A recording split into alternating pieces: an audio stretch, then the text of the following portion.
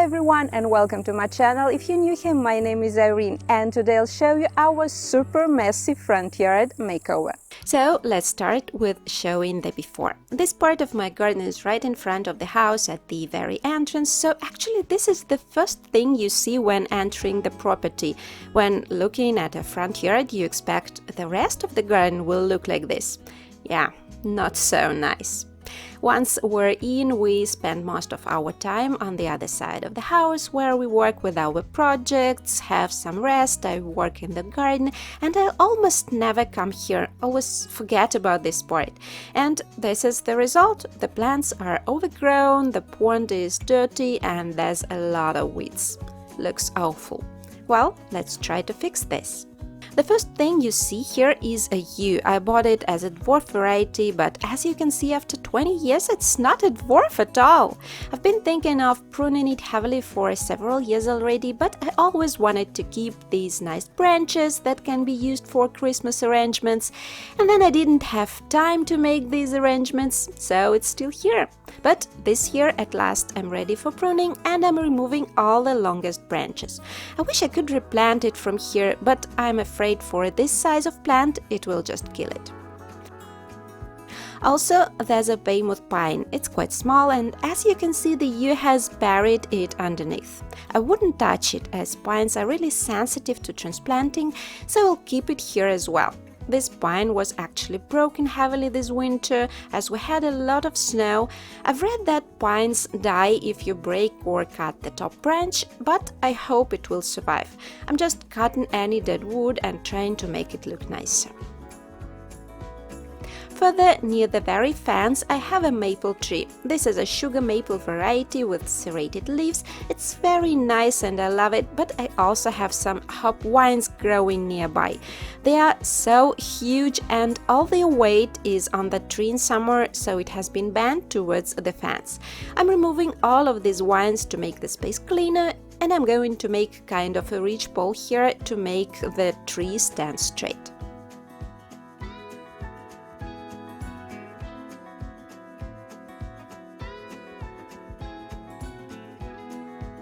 Further, there's a small elm tree and I want to keep it as I absolutely love this one. This is a small-leaved dwarf variety. It's not fully hardy in our climate, so I have dead branches every other year, and as a result it arborizes beautifully. I'm cutting all the dead wood as usual and pruning it lightly. It makes new buds all over the trunk each year, so I have to remove them to make it look like a tree and not just a bush. After pruning, it looks like a bonsai, and I want it to be visible from the very entrance as it's so nice, but it was hidden from the view completely because of huge plants in front of it, and actually no one could see it, which is a pity. Another keeper is a bamboo. I love it. It gives so much character to the space, I think. It's also not fully hardy in our climate, so I protect it for winter.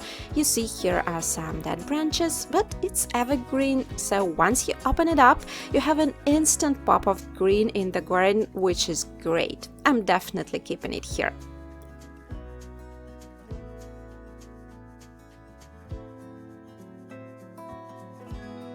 In the back there is a willow. I planted a tiny cotton here many years ago, but now it's just huge. This year, because of all the snow, it was broken quite heavily. We'll have to cut it off, and before that I'm removing all the dead and broken wood. So after all that pruning and cutting, we had quite a lot of debris. And I had a really good CrossFit training.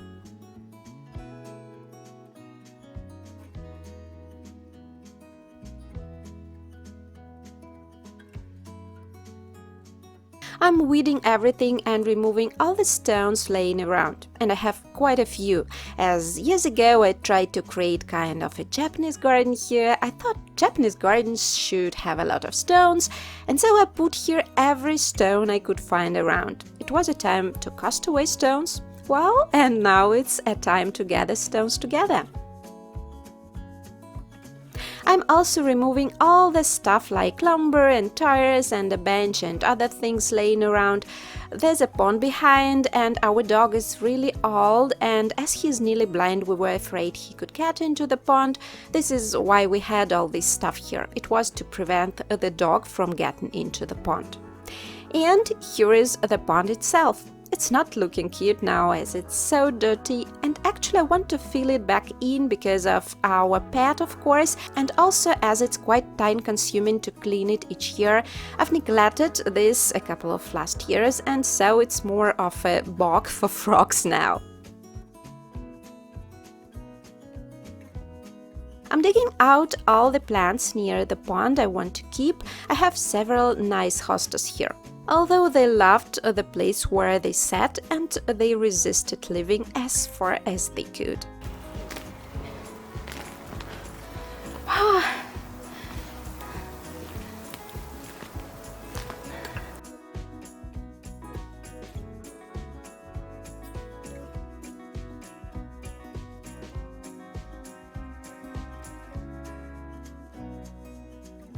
And then the worst part comes. I need to remove landscape fabric that was here. I put it to prevent weeds growing through the gravel, which I put here originally, but as you can see, after years the weeds are here all the same, so it didn't help much actually.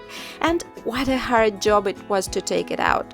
This was actually the main reason why I didn't clean this space before. The grass, bush and tree roots have grown through the fabric, so we spent maybe 2 days just removing all the fabric pieces.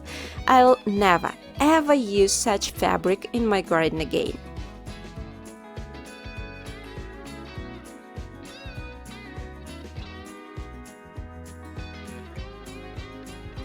This was the next level of our CrossFit training, I suppose. But to tell you the truth, we were not happy about it at all. Then we started working with the pond. First I'm cleaning the pond as well as I can, removing any silt and mud and rodent particles. This looks pretty disgusting, but actually it's a great fertilizer. I'll use it just as ancient Egyptians did.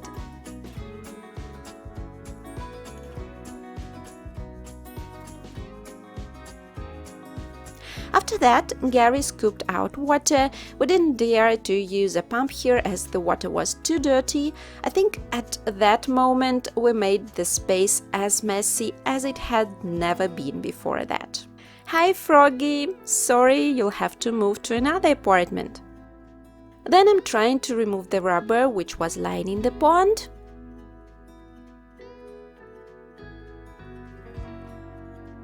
Removing the rubber lining wasn't easy either, as I had plants growing on it and many stones to hide the rubber. And don't forget about lots of mud. We spent several days for this, and these were really muddy days. Oops, -1 rake. Here we're working on 1, 2, 1, 2. Finally, I'm at the very bottom, and here I have to remove the mud with a pitchfork. It's too thick to just scoop it out. Look, what an adorable, brave little robin has come to watch me as I work. It's a bit camera shy though.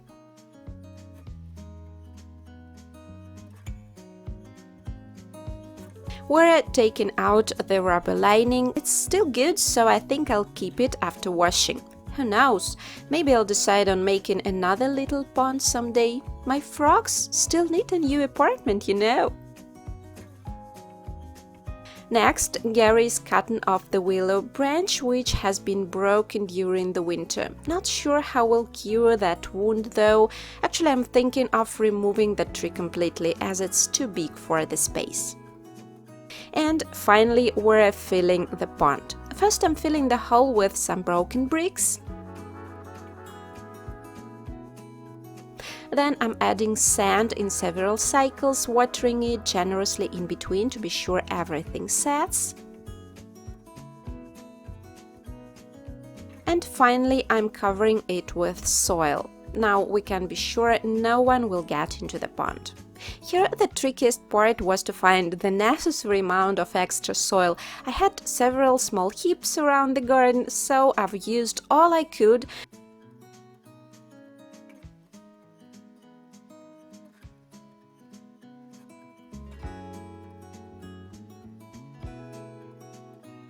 And I've also applied some silt from the pond here.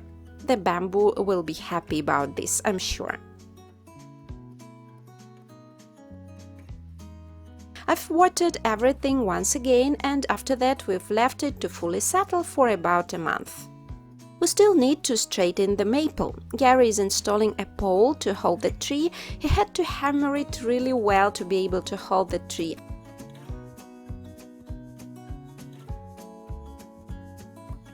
And then he's wrapping a strap clamp around the maple trunk and tightening it well. We tightened the clamp several times like this, making the tree stand straighter and straighter and giving it some time to get used to the new position. It is still not perfect, but much better than before. After some thought, I've decided to prune the tuya that was growing nearby. I don't really like how it looks, it's too shaggy and kind of sparse. I want to make a topiary tree out of it with clouds of foliage at the edges of the branches, and so I'm removing all the little twigs from the bottom. I'll continue pruning it the next years to finish the look.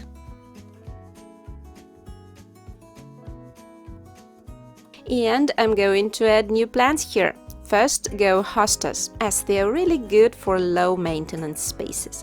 I've replanted a couple of them from other parts of my garden, as well as used those that originally were growing here. It's a little bit too hot for replanting right now, but I hope they'll be fine.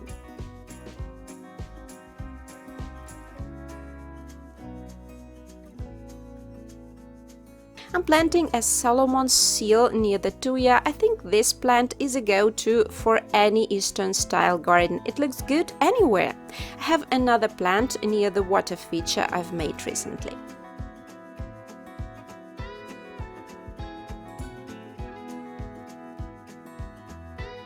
I'm also adding several grasses. This one is plantain leaf sedge. Really love this one.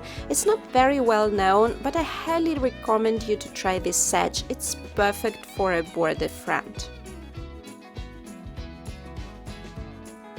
And a couple of other sedge varieties. A Japanese sedge, a blue sedge,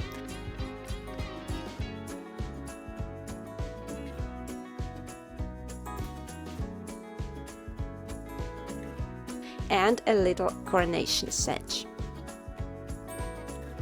Finally, I'm mulching all the space with large bark. This will allow me to weed less, it keeps moisture and makes soil better with time, so it's great for a low-maintenance space. We've used about 30 bags to fully cover the ground here.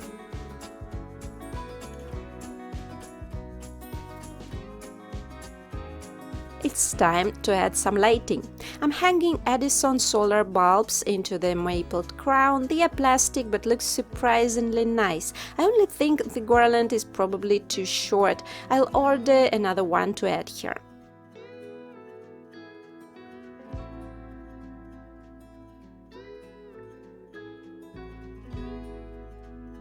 I've also bought solar spotlights. These are really powerful. Just look at the solar battery size. This one has 4 spots and I'm placing them in between the plants to light up the space at night and make the spots themselves invisible under the leaves. I've hidden the cables into the bark mulch and we're finally done. So first let me remind you how this space looked before. And here is the after. I'm so happy with the result. It looks so much better, so clean and minimalistic and low maintenance, and I can enjoy the look at the elm tree. I've added several stones near its trunk and now it really looks like a bonsai. And at night, the whole space is lighted, so after entering the property, you can see the welcoming front yard at any time of day or night. It may look a little bit too open right now, but the plants will grow bigger with time, and maybe I'll add a couple more grasses and also flower bulbs to fill the space in spring while the hostas are still sleeping. Well, I hope you liked today's project. Please let me know what you think of it down below. Does it look nicer now? Thanks for being here, and we'll see you in my next video. Bye!